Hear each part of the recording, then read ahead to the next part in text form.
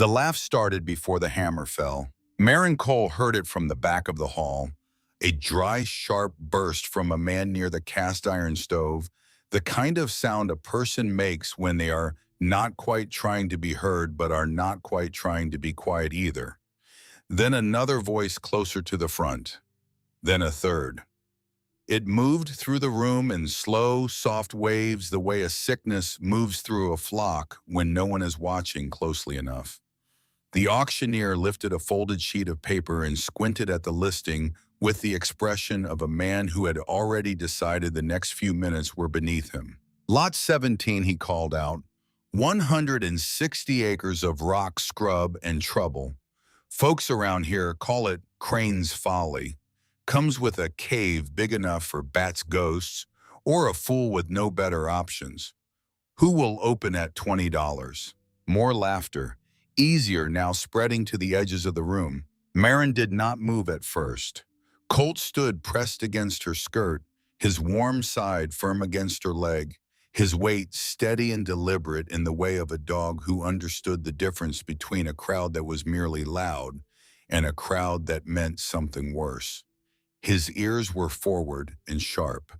His eyes moved across the room, the way a working dog's eyes always moved, reading, measuring, deciding. He knew meanness when he smelled it. The hall was heavy with body heat and wet wool, and the smell of old wood that had absorbed 40 winters of tobacco smoke and argument. Men in thick coats shifted their boots against the plank floor. Women near the center rows glanced once at Maren and then looked away quickly, the way people looked away from things they did not want to be asked about later. Near the front of the room, standing a little apart from the others with his hands easy at his sides, was Silas Crane. He did not turn around. He did not have to. Standing in that hall with $46 in a small leather purse and a dog against her leg, Maren found herself looking at the back of her father-in-law's head and thinking about a different room. A week earlier, a different kind of silence. He had placed the purse into her hands without looking at her face. His son's share, he had called it. The words had come out flat and without feeling like a number being read from a ledger at the end of a dry season, as though grief could be measured out in coin and sealed shut with a drawstring, as though the transaction completed something. $20 for the land, 26 remaining after that. A cave nobody wanted, a dough, and whatever strength she still had left in her hands. Roy Prentice was standing near the stove. He was a wide man with a rancher's permanent squint and the habit of saying things at a volume that let him claim accident if challenged. He leaned toward the man beside him and said without softening it much, "What on earth is she buying that for?" The answer came just as plainly. "Maybe she plans to milk stones." A few more laughs, not as easy as the first wave, more careful. Because the room had changed the moment she had walked in, and most of them knew it, even if they were not ready to say so yet. The auctioneer raised his chin. $20 from the widow. Do I hear 25? No one spoke. Outside wind moved along the wooden steps of the hall. It was the only sound for several long seconds. Colt leaned a little harder into Maren's leg. She kept her chin level and her eyes on the front of the room. 20 once. Silas Crane said nothing. He simply watched her from the aisle. His silence was more deliberate than the laughter had been. Laughter she could carry. His silence had been built to have weight, and it did. 20 twice. The hammer came down against the wooden block, and the crack of it rang through the rafters of the hall like a sentence being read aloud in front of witnesses. Sold. Maren walked to the front. The crowd shifted to let her through in the sideways way people moved when they wanted distance but did not want to be seen wanting it. Colt walked beside her, his nails ticking against the floorboards with steady, unhurried patience. She set the coins down one at a time on the auctioneer's table and watched him count them quickly. He slid the deed across without ceremony and wiped his forehead with the back of his wrist before turning to the next lot. The paper felt too thin to carry what it meant. She folded it once carefully and tucked it inside her dress against her ribs. Silas Crane was standing in the aisle when she turned to leave. He had not moved from the spot he had chosen at the beginning of all this. He waited until she was close enough that his voice would not carry past the nearest row. "Rock and shadow," he said. That was all. No warning, no pity, no blessing. 3 words trimmed down from whatever longer judgment he had been keeping ready. Maren met his eyes for the first time all morning.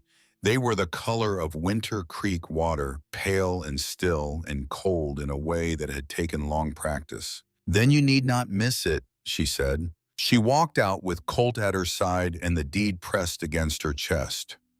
The cold outside struck her face like water from a stone basin, clean and sudden. Behind her, the door swung shut and sealed the town back inside its own noise. She did not look back at it. The road to the property stretched 3 miles through pale scrub and low stone ridges.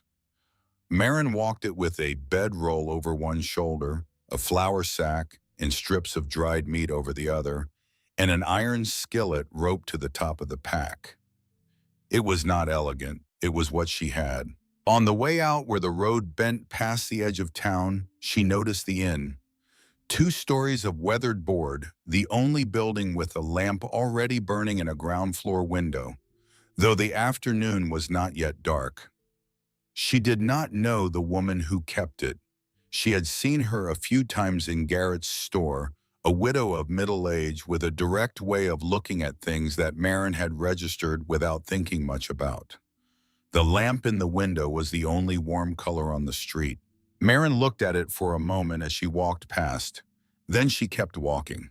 Colt ranged ahead on the road, circled back, moved forward again and again, checking the emptiness before she arrived in it. The light was bending low when she saw the mesa for the first time up close.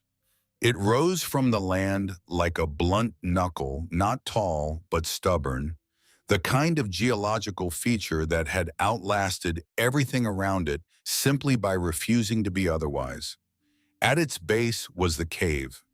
The mouth of it was cut into limestone, the color of old bone, wide and open, the darkness inside so complete it seemed less like a shadow and more like a presence. Maren stopped several paces short of the entrance. The wind moved through the brush with a dry, slow hiss. Colt stood beside her and looked at the opening. Neither of them moved for a long moment. This was what $20 bought. No porch, no fence, no walls already waiting to keep winter back. No stove, no floor laid down, no sign that anyone had ever intended to be here on purpose. Only land that a room full of people had just finished laughing at, and a black mouth in the limestone. She let out one slow breath. "Well," she said. Colt looked up at her. "That makes 2 of us." She did not go inside that first night. Instead, she made camp just outside the entrance, close enough to keep one eye on the dark and the other on the stars. She gathered scrub wood, built a small fire, set the skillet near the coals. The flames threw light over stone and dry brush and then lost themselves at the edge of the cave opening where the dark simply continued.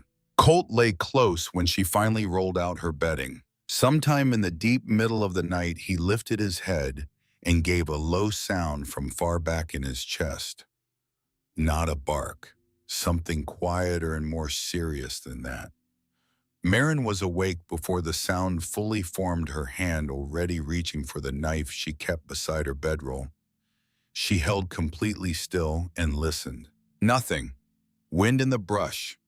Then the slow, deep creak of cooling rock from somewhere inside the cave, the sound old stone made when the temperature dropped sharply. After a long while, Colt put his head back down. Maren lay with her eyes open and looked at the dark rectangle of the cave entrance against the slightly lighter dark of the sky. She thought about Thomas. He had been a man who noticed things quietly. He had never performed his observations for anyone. He simply looked and remembered what he saw. Once riding back from town in late summer, they had stopped on a ridge above the mesa. He had shaded his eyes and pointed at the dark notch in the limestone. "Too stony for a plow," he said. "But that cave is something. Dry, I think. A dry one. If anyone ever had the sense to use it right."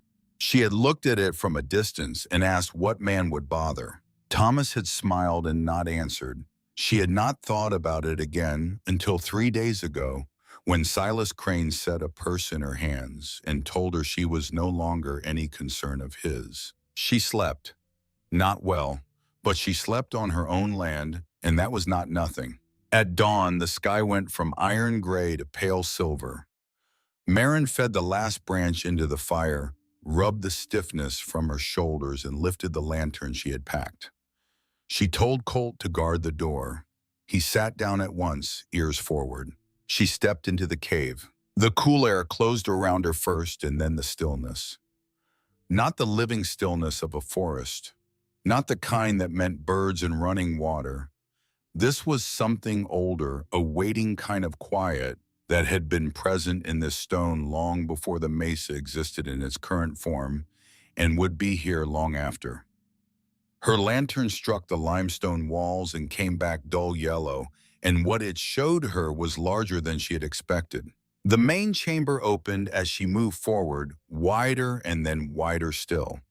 The floor near the entrance was mostly level packed earth and stone worn smooth in places, as though water had run through here in some other century. Farther in the floor rose gently, and the rock grew rougher underfoot.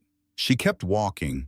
She listened for water and for wings and for anything alive besides herself. She heard nothing. What she noticed instead was what was absent. No damp. No mold along the lower walls. No shimmer of moisture on the stone above her. The air was cool but not wet, dry in the way that grain stayed dry in a well-built cellar. The kind of dry that meant things stored here would not rot, would not freeze against wet stone, would not be killed simply by the fact of winter. Thomas had been right. The size of that fact was too large to hold all at once. She was running her lantern along the lower section of the north wall when her fingers found something that was not stone. She stopped. She reached into the narrow crevice between two sections of limestone. The thing she touched was flat and firm, and not cold the way rock was cold. She angled the lantern. In the gap pressed so flat against the stone, it would have been invisible without the light held just right, was a small bundle. Papers folded carefully around themselves and secured with a strip of dark leather cord. Dry. Whatever was inside had been placed to last. On the outer fold in pencil and handwriting, she recognized, before she had read the second letter, was a single character, M. Her hands did not shake, but she stood very still for a moment in the lantern light, with the cold breathing around her and Colt's faint presence at the distant entrance behind her, before she undid the cord and opened the papers. Thomas had been precise when he worked. The handwriting inside was small and careful, the letters leaning slightly forward as if pressing toward the next thought. He had come here, more than once, from the level of detail in what she was reading. He had estimated the main chamber at close to 200 feet in length. He had noted a fissure in the ceiling above the rear section, a narrow crack that produced a consistent draw of air on cold mornings. He had tested this with a match. He had located a section of the north wall where moisture gathered and descended in small amounts after weather changes, recorded its rough rate of flow across several visits. He had mapped the flattest section of the floor for timber construction. He had noted which part of the interior stayed most protected from wind at the entrance. And at the bottom of the last page, in the same careful hand, but in a different register entirely, there was a sentence written not by a surveyor, but by a man who understood that he might not be the one to use what he was recording. If you are reading this, you have already seen what they could not. You always looked further ahead than you let on. Maren stood in the cave with the lantern in one hand and the papers in the other. She did not move for a long time. The cold pressed in from all directions. The sheep pen did not yet exist. The cabin did not exist. The water system was months from being thought through, let alone built. Everything was still nothing except cold limestone and dark air. But Thomas had been here. He had looked at this place and seen a plan where everyone else saw a punchline. He had left her the bones of that plan in a crack in the rock. She would never know whether he had trusted her to find it, or only hoped she would, or simply needed to believe in the possibility. But the papers were in her hands, and what they contained was precise and real and useful, and that was more than most people left behind when they went. She folded the notes and pressed them against the deed against her ribs. She walked back into the morning light. Colt was on his feet before she cleared the entrance. He looked at her face and then at her hands, and then made a wide, careful circle around her, the way he did when something had shifted and he was still working out what to do with it. Sheep first. Everything had to start there. Before walking out to the property the day of the auction, she had stopped at a ranch at the edge of town and spent what she could spare on 10 thin animals, the kind a rancher was willing to sell cheaply because they had not demonstrated much through the summer. The rancher had counted her money and studied her face and said she did not look like someone who had a plan. Maren said she looked like someone who had the sheep. He could not argue with that. Back at the cave with Thomas's notes in hand, she stood in the morning light and read the section he had marked as the best location for an interior pen. Not near the mouth where storm wind reached. Deeper in, where the stone held steady temperature and the walls would absorb sound. She could feel the structure before she drew it out. Posts, cross beams, rope where nails ran short. A gate that could be braced from inside at night. Feed kept back from any floor moisture. She said to Colt, "We have work." He was already moving. The nearest timber was 3 miles off in a dry wash where water ran after spring rains. Maren reached it by midday and set her axe against the first trunk with both hands. The blow jarred through her shoulders. The second stung her palms. By the fifth, she was sweating through her dress despite the cold. She was not built for speed. There were men in the county who could have done twice the work in half the time. But Maren had something that had nothing to do with speed or size. She stayed. She kept the axe moving until the notch deepened, until the tree cracked once in its dry center, and leaned and came down in a crash that scattered birds from nearby brush in every direction. Colt jumped back and barked once sharp and proud, as though he had done most of the labor himself. "Brave after the fact," Maren said under her breath. She trimmed branches, cut the trunk to length, tied on the rope, and dragged.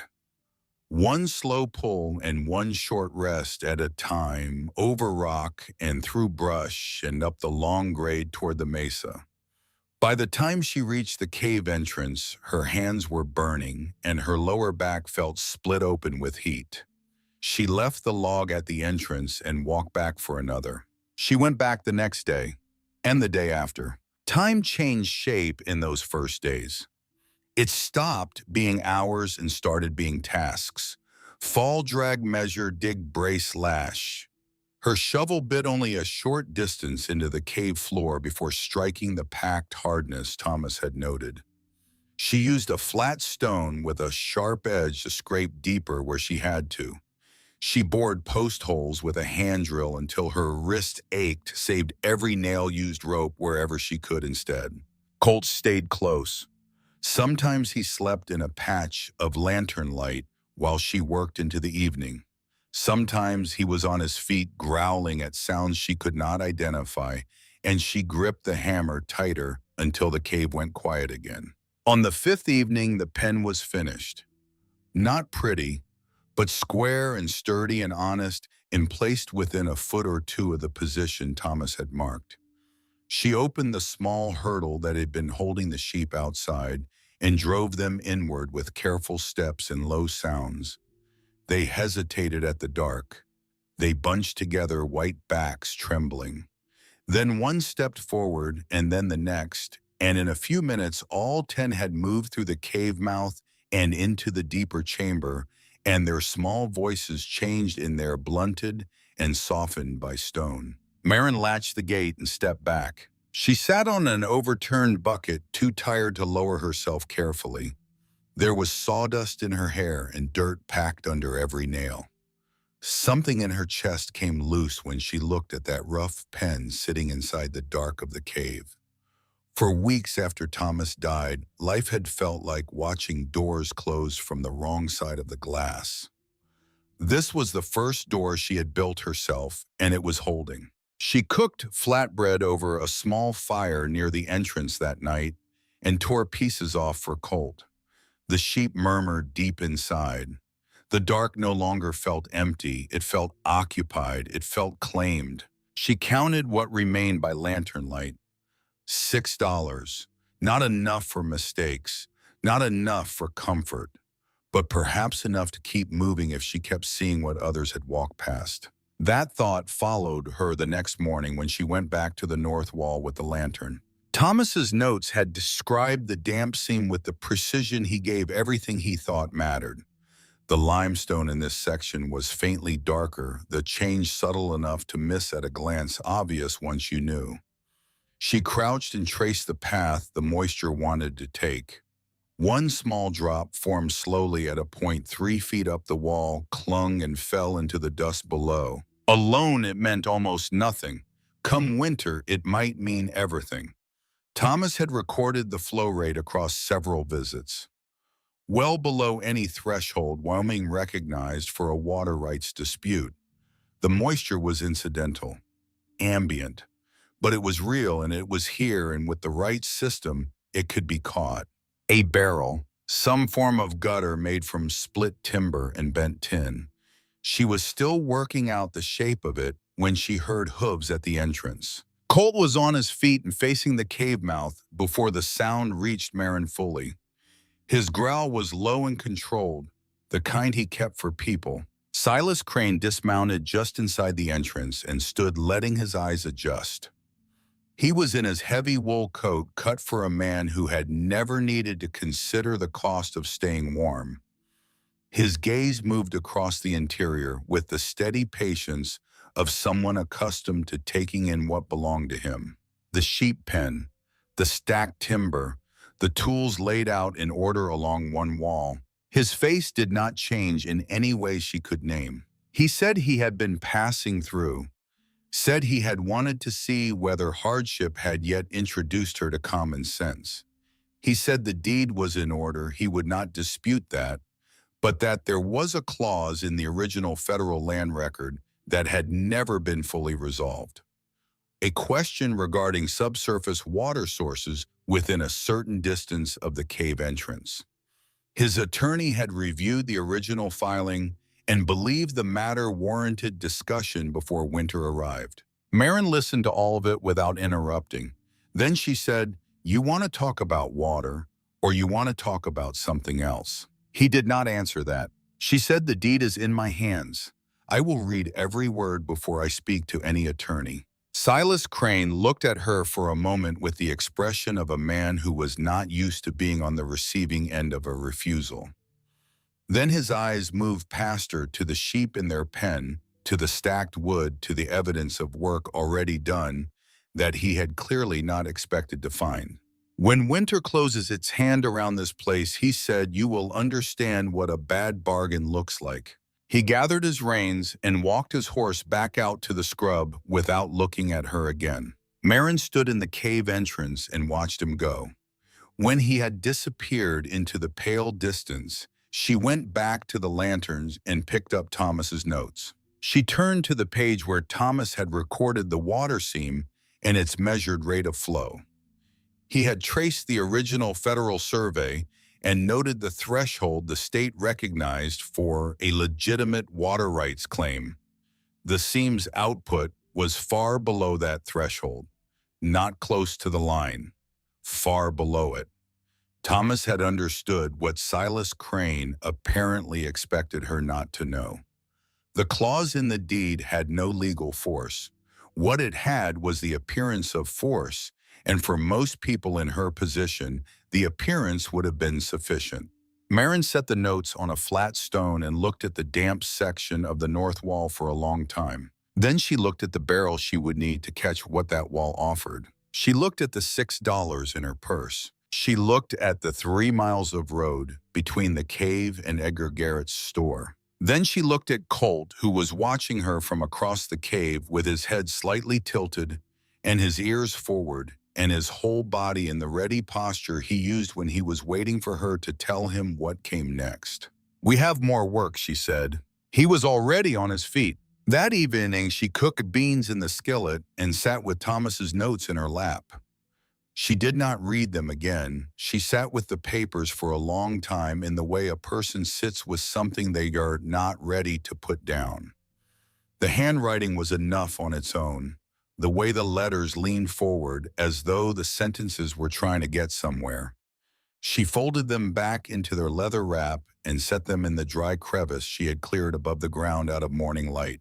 Outside, the stars were sharp and very far away over the mesa. She had $20 of land, $6 left, a dog, 10 thin sheep, a wooden pen that was holding, and a dead man's careful handwriting telling her that this cave was dry and aired and fitted for far more than the things that hall full of people had decided to believe. It was not enough by any measure she had ever been handed.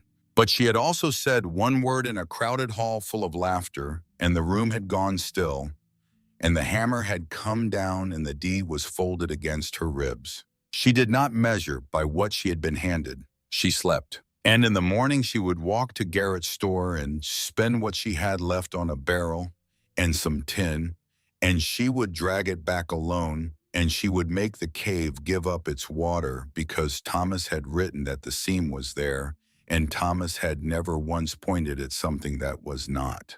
Before dawn on the third day, a sound pulled Maren out of sleep. Small, soft, a single note dropping out of the dark. She was sitting upright before she understood what she had heard.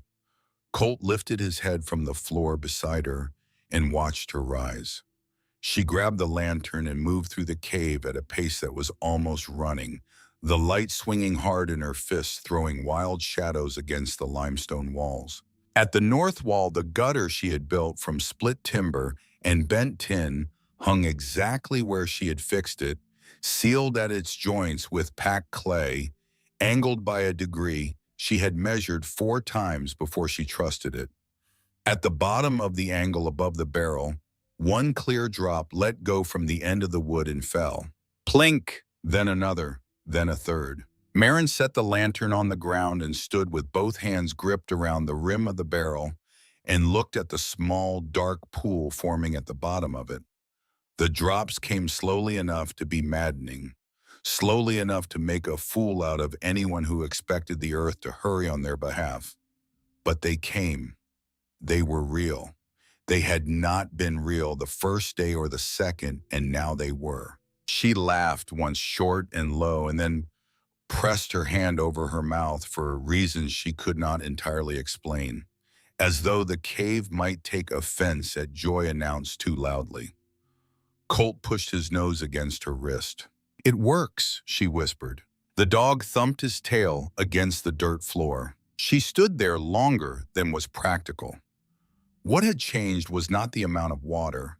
The barrel would take time to fill, and a slow fill was not the same as a reliable supply. What had changed was the proof that the wall would give something up when asked correctly. Thomas had written about this seam in the careful hand of a man who measured before he claimed anything. She had believed his notes. Now she had held out her hands under his words and caught what he said would be there, and it was. She went back to the fire near the entrance and did not sleep again that night. 3 days earlier, before any of it was possible, she had needed one more thing from Edgar Garrett. She had walked the 3 miles into town with Colt shaking road dust from his coat at the store entrance. The room had gone quiet in the particular way it always went quiet when she walked in, a tightening of conversation rather than a stopping of them. Garrett had looked up from his ledger, taken in her split knuckles, and the dust worked into the hem of her dress and the set of her jaw, and said she looked like she had been fighting trees. She told him she had won. That almost moved his face. She asked for the largest barrel he had that still held water, and for the narrow tin sheet stacked near the back wall. When Garrett asked what she was building, she told him something that catches water. A man near the stove gave a quiet sound of amusement. Garrett studied her for a moment and then named a price that made her stomach pull tight. $6 for the barrel and 10 more if she wanted delivery. She said no delivery. Garrett added a small sack of salt and a few loose nails to the order when she asked for them, and the total removed what remained in her purse in a way that felt like removing the last cord of wood before a storm. She counted the coins carefully. She felt each one leave her fingers. Before she reached the door, Garrett said something that made her stop. Roy Prentice had been talking to buyers in the next county over, telling them the animals coming out of the cave property might have problems, conditions underground being what they were. No evidence offered, just words placed in front of men who would remember them when spring arrived and purchasing decisions had to be made. Maren stood at the door and considered that for a moment. Then she asked Garrett how many animals Prentice needed by March. Garrett said probably more than he was letting on. She nodded once and walked out. Getting the barrel back to the cave had been uglier work than she had planned for. It was a large barrel, and the ground between town and the Mesa was not interested in making anything easy. She rolled it end over end on the flat sections and pushed it from behind when it caught in brush, and leaned against it with her full weight, panting when the grade rose toward the Mesa and her vision started to go bright at the edges. Colt circled the barrel with the baffled intensity of a dog confronted with something he could not categorize. At one point, he planted himself directly in front of it and barked at it as though the barrel had done something personally offensive.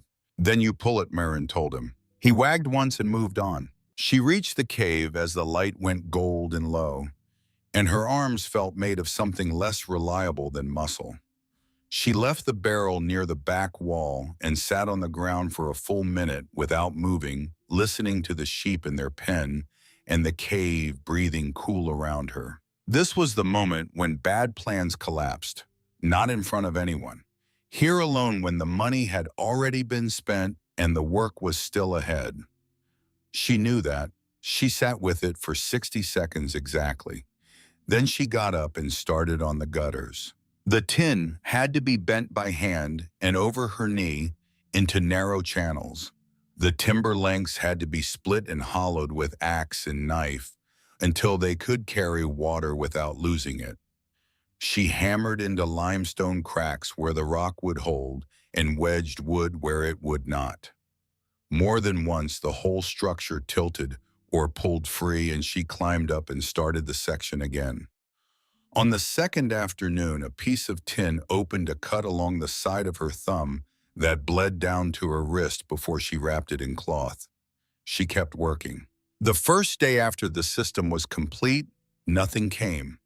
The second day, the wall looked dry enough to mock her.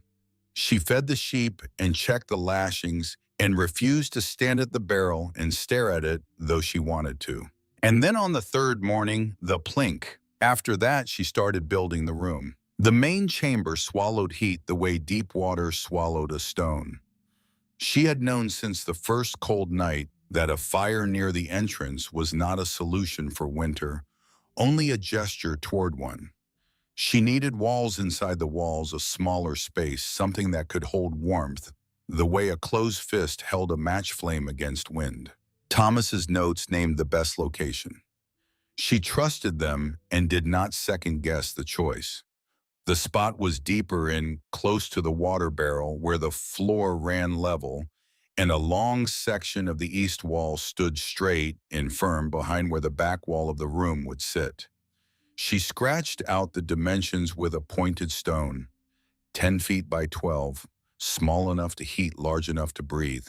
She stood looking at the outline for a long moment. Then she began. This work felt different from the sheep pen. The pen had been necessary in a plain way, a calculation of survival animals that needed shelter before Colt killed them. The room was something else, more deliberate, more personal. She was not building something to keep her animals alive. She was carving out a space where her own breath could soften at night, where she could exist without the cave's full weight of ancient cold pressing in on all sides. The logs came from the same wash as before.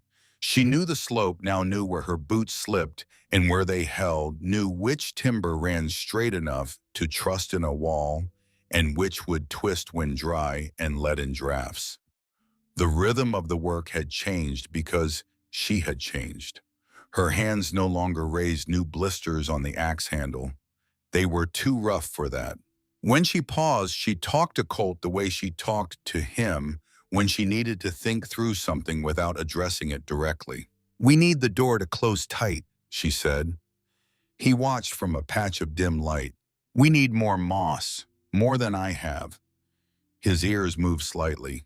"And if I split one more board wrong, I may throw this hammer all the way to Nebraska." He blinked once, entirely unimpressed, and put his head back down. The walls rose slowly. She packed the gaps with mud from the creek bank, mixed with dried moss and the coarser wool she had trimmed from the animals, the wool too dirty and matted to have any sale value. It pressed into the cracks and dried into tight seams. It was the kind of work that left her nailed black with clay at the end of every day and made her shoulders shake when she lifted the cooking pot. But the walls held. The stove was a different problem entirely. A pit fire inside an enclosed space would fill the room with smoke before midnight. She needed something that could contain heat, direct it, and move the exhaust out before it could do damage. What she had to work with was an iron pot with a cracked rim from among Thomas's things, two bent sheets of patched metal wire, clay, and stone. She built the firebox in the rear corner on flat stone thickened with clay, the cracked pot set into the structure to take the worst of the heat. She hammered the remaining metal into rough pipe sections and sealed every joint with wet clay wound tight with wire. The problem that remained was the exhaust. She had noticed the fissure above weeks earlier, a narrow crack through the ceiling stone. On cold mornings, she had watched faint air stir near it when conditions were right. If it connected to the surface above the mesa, it would draw smoke up and out. If it did not, she would ruin everything she had built in a single afternoon. She built a scaffold from spare poles and climbed it with the pipe balanced against her shoulder, bracing herself 20 feet above the cave floor, while Colt paced below in tight, anxious circles. From up there, the cave looked entirely different, larger. The lanterns below her looked small and very far away. "Do not look down," she muttered to herself. Colt whined. "I know," she said. She wedged the top section of pipe into the fissure and climbed back down on legs that were not entirely steady. She carried a coal from the fire outside and laid kindling inside the crude firebox. The flame caught. For 1 second, nothing happened. Then smoke rolled back out of the firebox in a dense gray wave and filled the room completely. Maren lunged forward and smothered the fire with sand before it grew.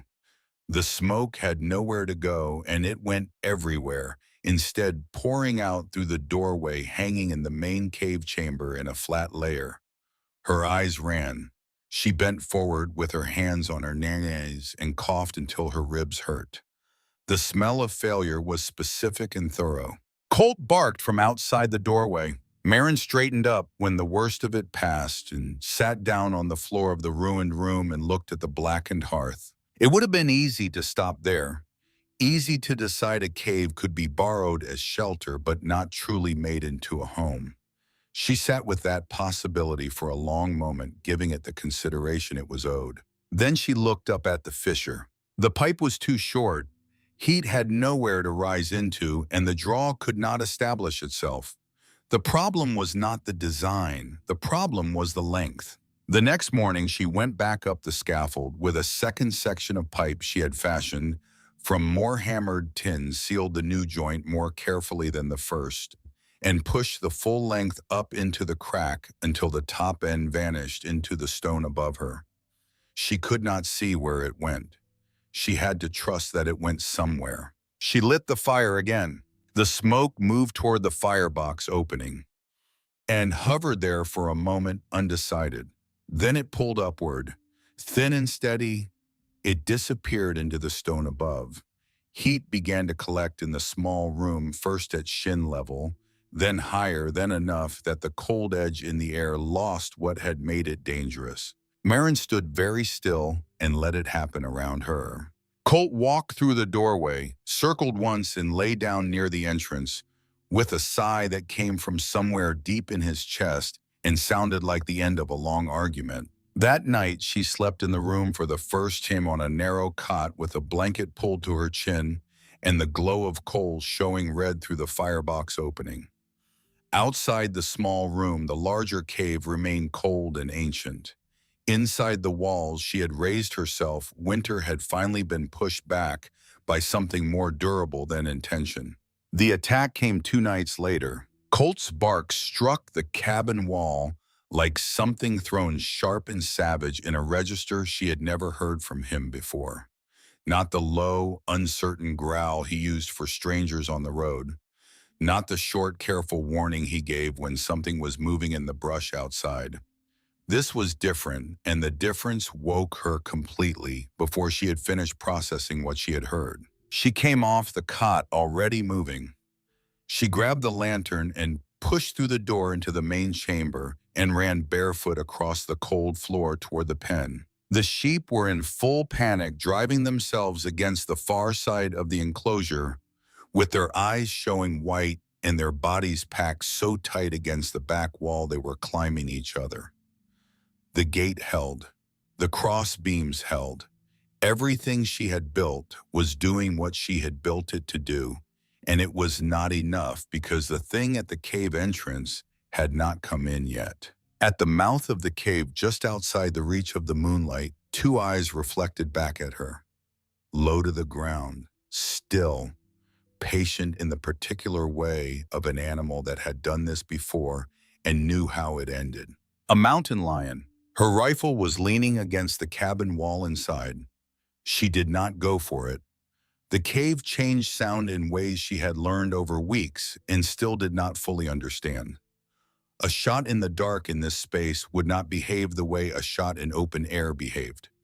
She was not willing to find out what happened if she missed. The cat shifted one shoulder forward, testing. Colt stood between it and the pen, every hair raised, barking himself raw. Maren grabbed the 2 iron skillets hanging from the peg outside the cabin door, and she did not run toward the entrance. She ran deeper into the cave. She ran past the pen and past the water barrel and past the edge of the lantern light, and then she turned, planted her feet, and brought the 2 skillets together with everything she had. The sound that came out of that collision was not what she expected. The cave took the impact of metal against metal, and it did something to it. The sound hit the walls and came back doubled, and then the echo of the echo came from a different angle entirely, and the result was not a sharp crack, but something vast and wrong. A tearing roar that seemed to rise out of the stone itself, as though the cave had its own voice and she had finally found the way to wake it. She struck them together again and again and again. Each blow came back larger than she had delivered it, and the cumulative effect was of something enormous and many-sided, erupting from every wall at once. The cave had turned her anger into something the size of the mountain. The eyes vanished. Colt lunged forward into the dark, still barking, but the shape was already gone. He came back breathing hard, his tail stiff, the whole line of his body still ready for a fight that had moved beyond reach. Maren lowered the skillets when her arms began to fail her. The ringing in her ears was so complete she could not hear the sheep for a moment.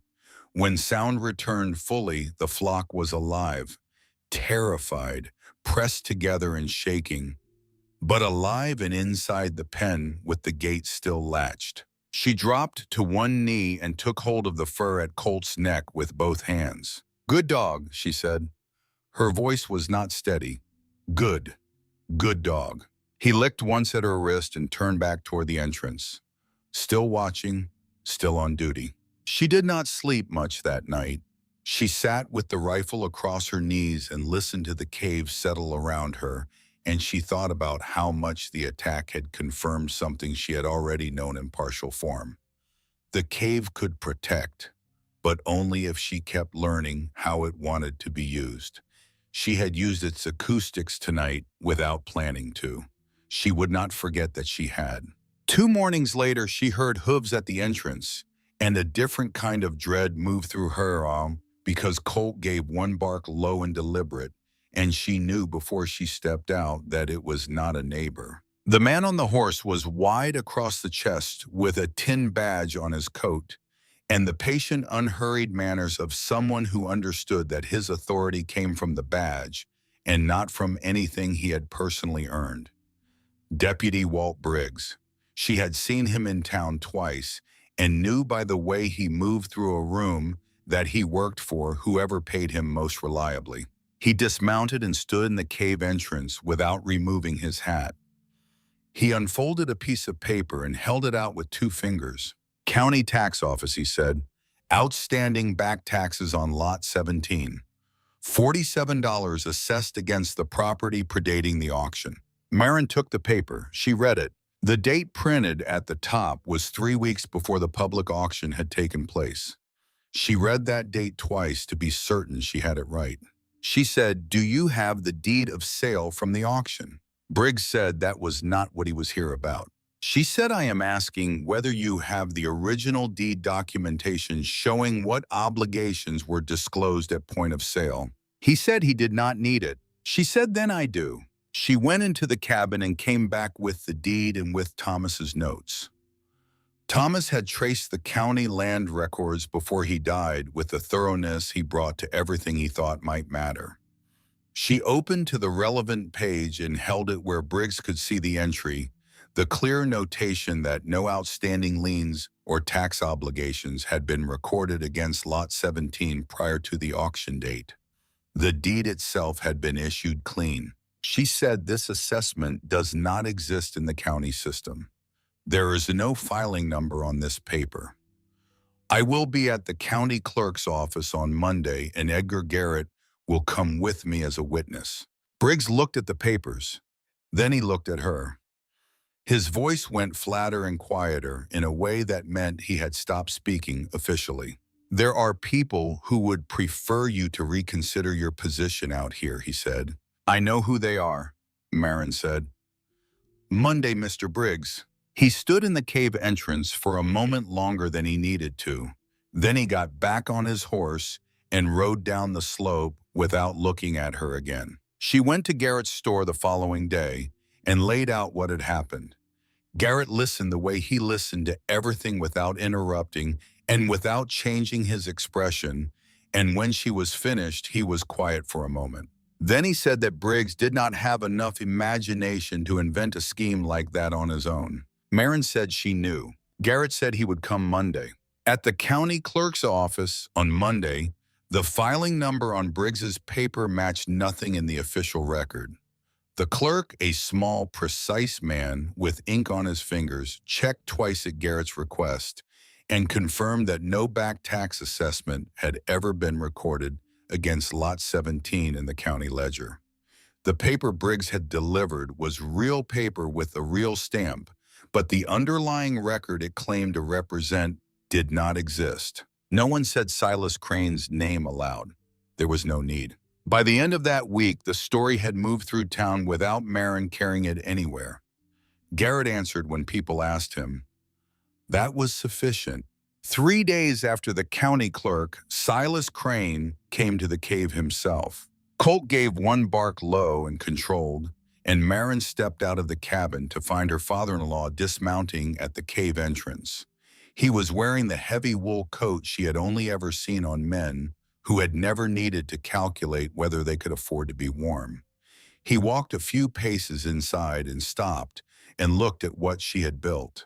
His eyes moved across the pen, the stacked timber, the barrel under the dripping wall. The small cabin with its thin line of smoke rising toward the ceiling and vanishing into the stone. He had come expecting the evidence of failure. He was reading the evidence of something else entirely, and the fact that he had no prepared response for what he was seeing was visible in the stillness of his face. He said he had been in the area. Maren said nothing. He said the cave kept the weather off. He gave a short sound that carried no warmth. He said a burrow kept the weather off too, and so did a ditch. He named his price again, $20 for the land, 20 more for the trouble she had put herself through. He said there were places more suited to a woman of her situation. There it was. Not concern, not regret. The desire to erase what she had made because he had predicted its failure and she had not obliged him. The land is not for sale, she said. His jaw worked once. He said pride was expensive. She said so was underestimating people. She saw it land. Something at the corner of his mouth shifted, the smallest involuntary movement of a man who has just been told something accurate. His eyes moved past her to the sheep in their pen, the lambs grown solid under cave shelter. He looked at them for a long moment. When winter closes its hand, he said again, you will understand what a bad bargain looks like. He turned and walked back to his horse and rode out without another word. Something sat wrong after he left. Not in the cave, which was unchanged, but inside Maren, a low, persistent irritation like a splinter she could not locate. She moved through the afternoon with it. She checked the rope lashings on the pen. She restacked the wood pile. She examined the barrier board she had fitted across the lower section of the cave mouth. At dusk, she found the rope. It hung from the far side of the pen gate, one end secured to the post as she had tied it, and the other end severed cleanly 3 inches from the knot. Not frayed, not pulled loose by strain over time. Cut. One deliberate stroke with something sharp placed where a single hard pull in the night could open enough space at the gate for the sheep to push through in panic. On the ground beneath the cut end, folded once, was a small piece of paper. She picked it up and opened it. 4 words in pencil: leave while you can. No signature. Maren crouched with the paper in one hand and the frayed rope end in the other, and let the anger come up through her slowly and completely, the way heat came up through stone that had been sitting in sun all day. Silas Crane had said he would not help her. He had not said he would let her alone. She replaced the rope with chain where she had chain and doubled every other fastening with knots pulled so tight her knuckles went pale. She braced the gate with a timber heavier than the original. Along the side of the pen where the rope had been cut, she laid a line of tin scraps, every piece angled, so that any disturbance would send them clattering across the cave floor loud enough to wake her from anywhere in the main chamber. When she finished, it was full dark outside, and the sky through the cave mouth had no stars in it. The air itself was different. Not cold in the ordinary way. Heavier. The kind of pressure that did not belong to temperature alone, the kind she had felt twice before in her life and understood afterward only in retrospect. She went outside and looked west. The horizon was gone. In its place was a pale gray wall that began at the ground and climbed until it consumed the sky entirely. She stood looking at it for long enough to be certain of what she was seeing. Then she went back inside and brought twice the firewood she had planned, 3 extra sacks of feed, every tool she could not afford to have buried or lost. She fitted the barrier boards across the cave mouth and tested them twice. She stood in the center of the main chamber and listened. Only the sheep settling, the faint drip at the barrel. Colt's nails on the packed earth as he circled once and lay down near the entrance facing out. Something large was coming. She closed the cabin door, fed the stove, another split log, and sat awake by the fire while the first snow began to move against the outer dark. Not falling, flying, horizontal. And the sound it made against the barrier boards was not the soft sound of ordinary winter. It was the beginning of something that intended to stay. By midnight, the hiss had become a roar. Snow drove against the barrier boards. Not in the way snow fell, but in the way a river moved against a dam, continuous and without pause, and carrying the full weight of everything behind it. The planks groaned in their braces. Wind found the seams and pushed through them, and fine white powder spread across the cave floor in thin lines that shifted and reformed every few minutes as the pressure changed direction. Inside the cabin, the stove held its heat. Outside the cabin, the main chamber had become a different country, entirely cold and dim, and loud with the sound that the stone walls transformed from something sharp into something vast. Maren fed the fire and did not sleep. Colt lay near the cabin door with his head up and his ears moving in small adjustments, tracking each variation in the storm's voice, the way he tracked movement and brush. Once every hour or so he gave a low sound from deep in his chest, not directed at anything specific, only registering that the blizzard was a presence, and he had not stopped paying attention to it. By the second morning, the snow had piled against the barrier to the height of Maren's shoulder. She tied a scarf across her nose and mouth and shoveled the drift back from the inside 3 times before noon each time, buying another few hours before the weight built again. The sheep had settled into a collective stillness in the pen, their breathing visible in the cold air of the main chamber, their eyes half closed. They were nervous, but not frantic. The temperature inside the cave had dropped, but the killing cold that was raging in the open country beyond the Mesa had not reached them. On the second afternoon, a single gust struck the barrier with a force that made the entire structure boom against its supports. The sheep jolted upright. Maren dropped the shovel and grabbed the main brace beam with both hands and held her weight against it, while the wind pressed from the other side like something that had decided this particular obstacle was personal. The wood flexed, then the gust passed. The beam held. She stood with her cheek against the cold wood and her breath coming in hard pulls, and felt something move through her that was not triumph and not relief, but something quieter and more settled than either. She was here. The thing she had built was holding. That was the whole of it. "Not today," she said to the wind. Colt barked once from somewhere behind her, short and certain. On the third night, the blizzard moved beyond anything she had a name for. There was no world outside the cave. There was only white noise and pressure, and the cabin's small circle of warmth, which had become the only real thing. Maren sat on the cot with a tin cup between her palms and watched the glow through the firebox opening and let her mind go where it wanted to go. Thomas came back to her without being summoned, not as he had looked at the end when the fever had taken so much of him before it finally took the rest. He came back the way he had looked on a clear morning 2 summers before, easy in the saddle, the reins loose in one hand while he shaded his eyes with the other and looked toward the mesa from the ridge above it. He had pointed at the cave entrance, distant and small from that angle, and said what she had not understood until she stood inside it herself. She had carried his words for months before she understood what kind of gift they were. Not comfort, not a promise of a future they would share. A map, drawn by a man who had looked at a piece of land that no one wanted and seen with the particular patience he brought to everything he loved exactly what it could become and exactly who could make it so. The thought hurt in the way that true things sometimes hurt when they finally settle into their permanent shape and shade you, then it steadied her. There were kinds of inheritance that came in locked rooms and lawyers' offices.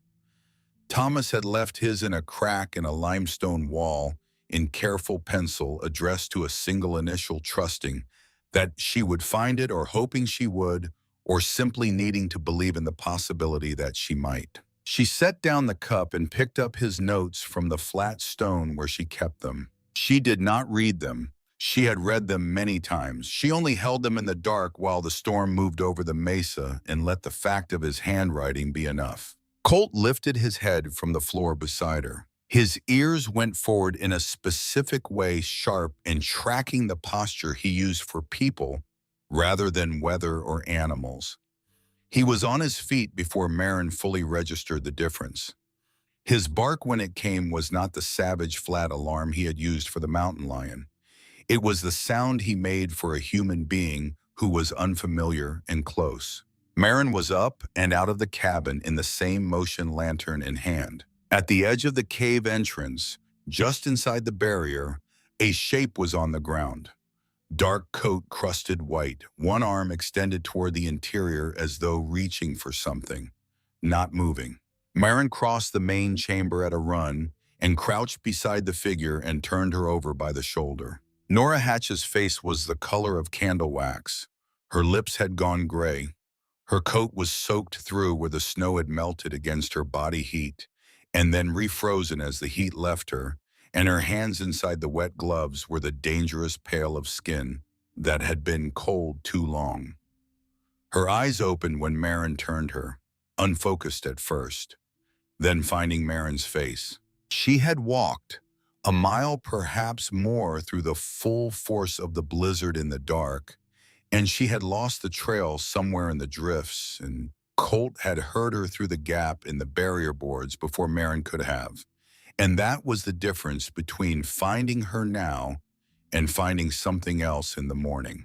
Maren got her arms under Nora's and dragged her toward the cabin. Colt circled them both, and when Maren could not move the woman's dead weight any faster, the dog pressed his body against Nora's side and pushed. Inside the cabin, Maren stripped the frozen coat and the wet outer layers and wrapped Nora in every blanket she had and pulled the cot as close to the stove as the space allowed. She heated water in the skillet and held the cup to Nora's lips and waited. It took time. The color came back slowly, beginning at the center of her face and moving outward over the course of an hour. Her hands, once Maren had worked the gloves off and held them near the stove's warmth, went from pale to red to the aching flush of returning circulation. When Nora could speak without her teeth knocking together, she said she had tried to come before the storm closed the road. She had not made it before the storm. Maren said, "I can see that." Nora said she needed to tell her something. That Silas Crane had been planning to file a land dispute at the county courthouse. The water clause from the original federal survey. He had arranged it with a judge he knew, intending to file on the first day of the storm, when no one could move quickly enough to respond, and the filing would sit unopened for weeks. She had learned this from a man who had worked for Silas Crane's attorney and who had said it to someone at the inn who had said it to Nora, and Nora had looked at it from every angle she knew and believed it was true. Maren said he filed today. Nora said she did not know. The storm had closed everything. She had not been able to confirm whether he had reached the courthouse before the road shut. Maren was quiet for a moment. Then she picked up Thomas's notes from the flat stone and opened them to the page she knew without having to search for it. The entry about the water seam, the measured rate, the threshold the state recognized, the notation Thomas had made after consulting the original survey far below the minimum required for a legitimate commercial water claim. Not close to the line, not arguable. She held the page where Nora could read it. Nora read it. Then she looked up. "Thomas Cole," she said quietly. "He was better at seeing ahead than anyone gave him credit for." Maren said, "I know." They sat together in the small cabin through the rest of that night and through the following day while the storm continued its work outside. They did not become friends in the way of people who choose each other from a crowd. They became something older than that, two women who had each been handed a particular kind of silence by the world they lived in, sitting together without the need to explain or justify either one of them to the other. Colt lay between them on the floor with his chin on his paws and his eyes moving from face to face at intervals, taking attendance. On the morning of the fourth day, the wind changed register. It had been screaming since the first night, a sustained high note that the cave walls had absorbed and returned as something lower and more felt than heard. Now it dropped a pitch, then another. The screaming became a moan, and the moan thinned to a long, tired sigh, and then to almost nothing at all. The silence that replaced it was larger than any silence Maren had experienced in the months she had been here. She stood in the main chamber and listened to it. The sheep shifted in the pen, the barrel dripped, the stove popped once softly. "It's done," she said. Nora appeared in the cabin doorway behind her and looked toward the entrance without speaking. It took 3 hours of steady work to open the barrier far enough to push through. The snow had packed hard against the outside face of the boards, dense and heavy, and each shovelful opened a few more inches until the lower edge of the barrier came free and they forced it inward, and the full cold and light of the outside world came through the gap together. The brightness was absolute. Maren turned her face aside and let her eyes adjust by degrees. When she looked out fully, the land had been replaced. Every familiar reference point, the post she had set, the brush line, the beginning of the trail toward town had vanished under a surface of white that stretched in every direction with a smooth and merciless completeness. The cold came into her lungs, sharp and clean, entirely without sympathy. She was standing in it alive. She cleared a track from the cave entrance to the woodpile under the overhang, working carefully because a misstep into a hidden hollow out here alone was not a problem that fixed itself. She widened the path to the woodpile and marked the edges with poles so the trail would hold its shape if more snow came.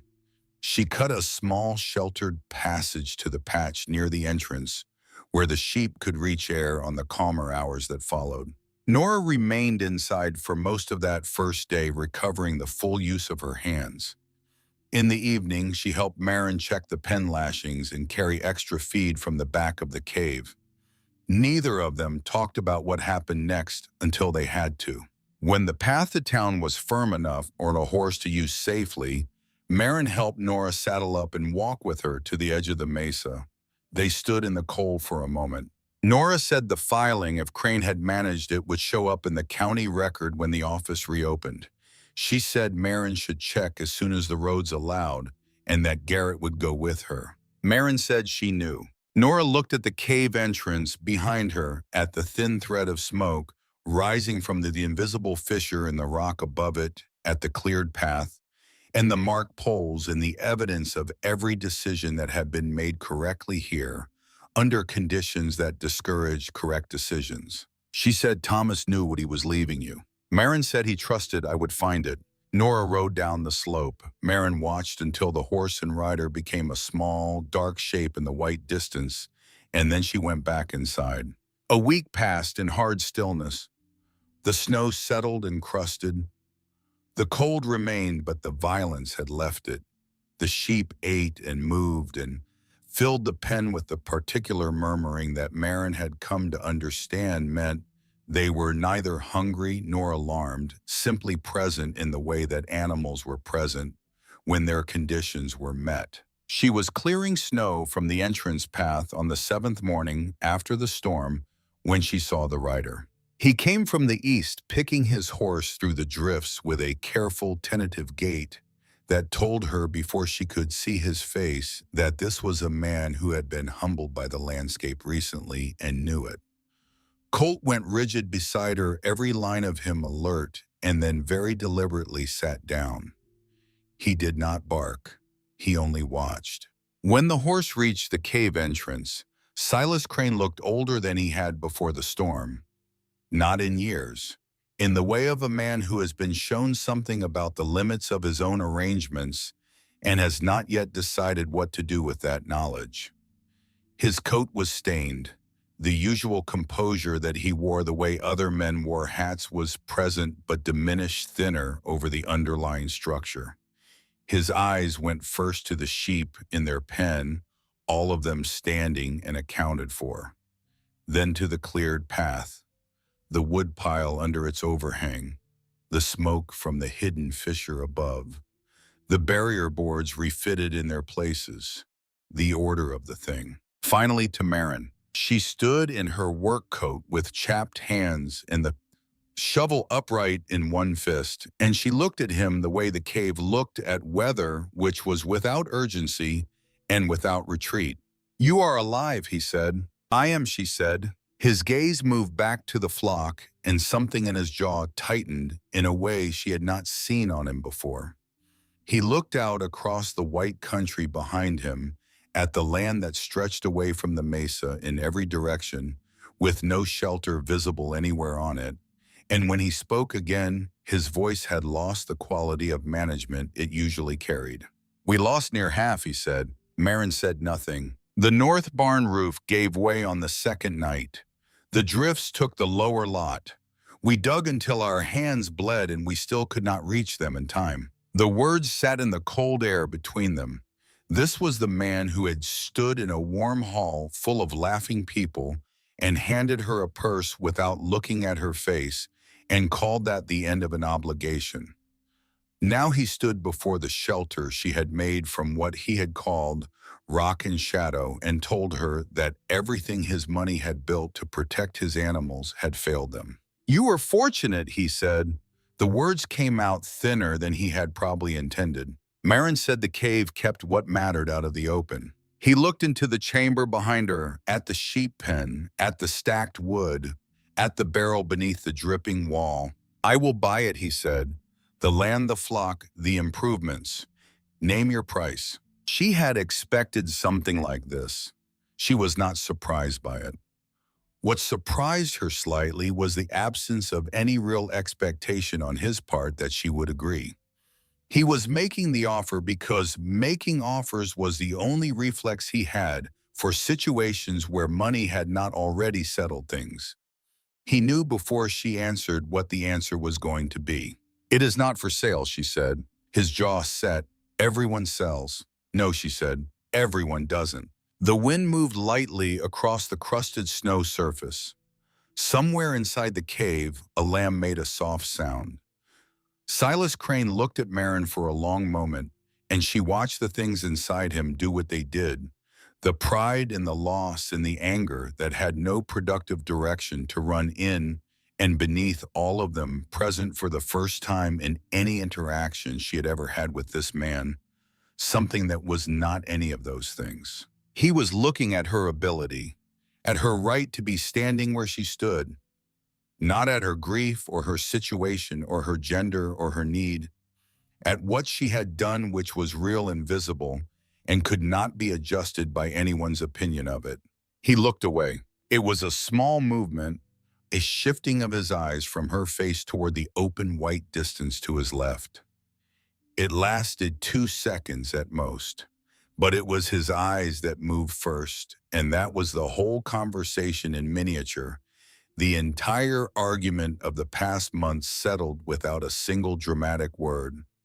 Only this: he looked away first. He gathered the reins. "You have made a strange thing work," he said. Maren rested both hands on the shovel handle. "It works because I listened to it." He gave one short nod, barely perceptible, that she understood was not addressed to her specifically, but to the fact of the cave and what she had done with it, the acknowledgement of something his own categories had not accounted for. Then he turned the horse and began the slow, careful process of picking his way back through the drifts. She watched him until the distance took him. Then she let out the breath she had been holding and felt her shoulders drop with it. Colt leaned his weight against her knee. "Well," she murmured, working her fingers into the fur at his ear. That took long enough.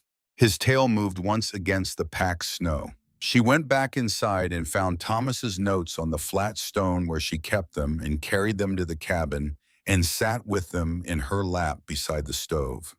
She turned to the last page, the one that was blank, except for his sentence to her at the bottom. She read it one more time. Then she took the pencil she kept on the shelf above the cot and wrote below his words in her own hand smaller than his. "I found what you saw. Thank you for looking first. She folded the pages back into their leather wrap. A week later, Garrett confirmed that no land dispute filing under Silas Crane's name appeared in the county record. The courthouse had been closed for 4 days during the storm's worst period. Whatever Crane had intended had not been completed. Garrett said this without inflection, as though reporting a weather condition, but his eyes, when he looked at her across the store counter, said something else. The roads opened by degrees first to horses, and then to lighter wagons, and finally to the small sleigh Maren hitched her mule to on the morning she drove 2 sturdy lambs into town to sell. She heard the change before she understood it. When she pushed through the door of Garrett's store, the men gathered around the stove went quiet. But the quality of the silence was different from every other silence a room full of people had given her since the auction. That silence had been sharp. This one listened. There was a distinction between those two things that she felt clearly without being able to fully articulate it. Garrett looked up from behind the counter. He looked at the lambs outside. Then he looked at her face. "Heard your place came through clean," he said. "We came through," she said. Roy Prentice was at the stove. He shifted his weight when she spoke and cleared his throat. The man who had stood at the auction and said his piece about milking stones now had the manner of someone choosing his words with more care than usual. "You lose any?" he asked. "Number." He let out a low sound that he tried to absorb into his beard. Another man near the window turned to look out at the lambs. Garrett came around the counter and stood at the door and looked them over. He examined their legs and the set of their backs with the practical eye of a man who bought and sold animals and knew what he was actually looking at. He named a price. It was a fair price. He said he could take more in spring if the rest looked like these. Maren nodded.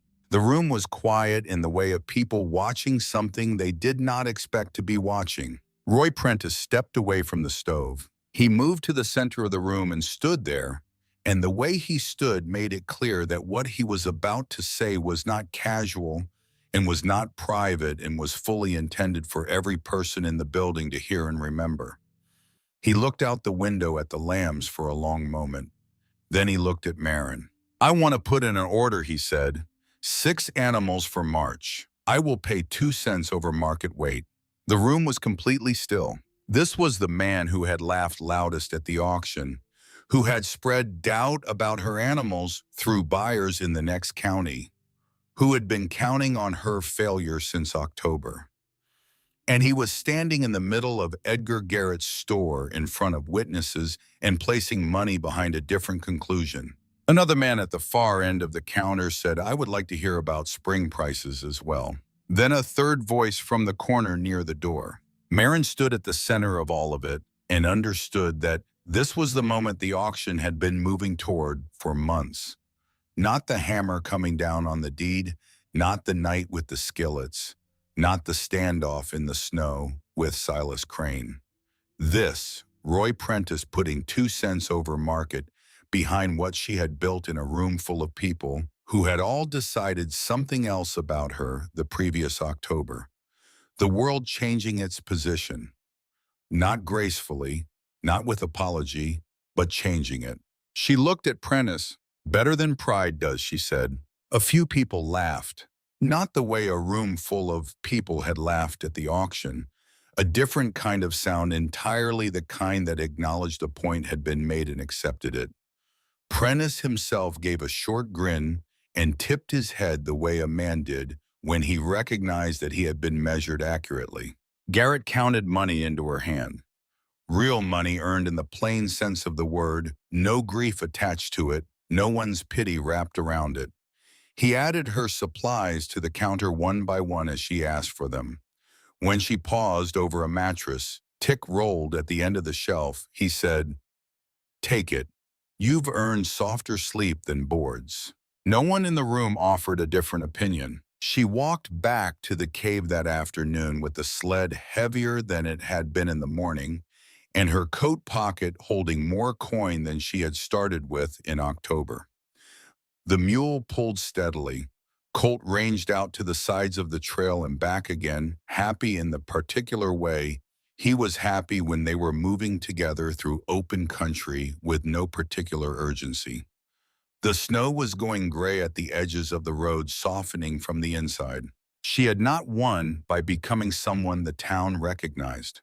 She had won by being what she was until the town had no remaining argument. Spring came in the way of Wyoming spring, reluctant and muddy, pulling back the snow in stages rather than surrendering it cleanly. The creek swelled and talked over its stones. Green came back in patches, first cautious, testing. Inside the cave, the barrel filled faster than at any point since she had built the system. The lambs were loud and energetic in the pen. She widened the enclosure and broke a small strip of ground near the south edge of the mesa for root vegetables, following the last pages of Thomas's notes, where he had marked the soil depth and sun angle. People began to appear at the cave in ones and twos. A neighbor wanting to buy 2 ewes and staying long enough to ask, as though the question were an afterthought, how she had managed the water situation through the blizzard.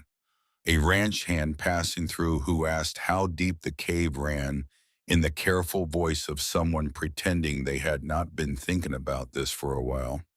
Nora Hatch rode out one afternoon with a cloth-covered basket and said she had been in the area, and Maren said, of course, and neither of them commented on the 4 miles of road between the inn and the mesa. Maren did not become someone she had not been before, but she learned the shape of a distinction that had not been available to her before October. Being alone was something she chose and sometimes needed. Being cast out was something that had been done to her. The first condition remained part of her life. The second did not apply to her anymore. On a late afternoon in May, Edgar Garrett rode out himself with a packet of coffee beans and a tools catalog folded under his arm. He stood at the cave entrance with his hands in his vest pockets and looked around at the place with the expression of a man adjusting his sense of what a landmark was. "You planning to stay in there indefinitely?" he asked. Maren looked back at the cabin, the pen, the stacked wood, the trail of light running from the entrance into the cave's interior. "For now," she said. He nodded. "Then I suppose people will go on saying you live in a hole." She lifted one shoulder. "Let them." Garrett allowed himself a full smile, the kind she had not seen from him before. "Hard to mock a hole that turns a profit," he said. When he rode back down the slope, she watched the dust settle behind his horse and then turned back into the cave. That evening, the sky through the entrance opened into bands of color, rose and copper, and a deep gold that reached far enough into the limestone to warm the stone near the mouth, while the inner chamber stayed cool and still and ancient. She sat on the bench she had built beside the cabin wall with Colt's head resting on her knee. The sheep murmured behind the gate. From the fissure above, the thinnest thread of smoke rose from the stovepipe and vanished into the evening air before anyone in the open country could have seen it. She looked at what surrounded her. The rough cabin fitted into the ancient rock, the barrel catching what the stone offered up. The pen built with blistered hands from timber she had dragged 3 miles. The dog who had watched every night since the first one, when the cave had been nothing but cold air and her own decision. And through the entrance, the land that a room full of people had decided together was worthless. It no longer looked worthless. It looked understood. Most people wanted land to submit to them, to flatten itself and feed them and answer in the ways they already recognized. This place had never offered that contract. It had asked to be read correctly, to be met where it was, rather than cursed for what it was not. Thomas had read it correctly from a distance and left her the translation. She had come here with $20 in his notes and a poem and learned to read the rest herself. What they had decided about her was the same thing they had decided about the land. That need was smallness. That silence was surrender. That loss, when it arrived, diminished permanently what a person was made of. They had been wrong about the land. The cave had shown them that much. The rest they would understand in time, or they would not, and it had stopped mattering to her which way it went. She opened Thomas's notes one more time in the fading light and turned to the last page. Her own words were there beneath his in pencil, smaller than his hand but steady. She read them once and then closed the pages and set them on the bench beside her. Colt sighed from her knee, the long, contented exhalation of an animal whose work for the day is finished and who knows it. In the window of the cabin, the lantern burned its steady yellow.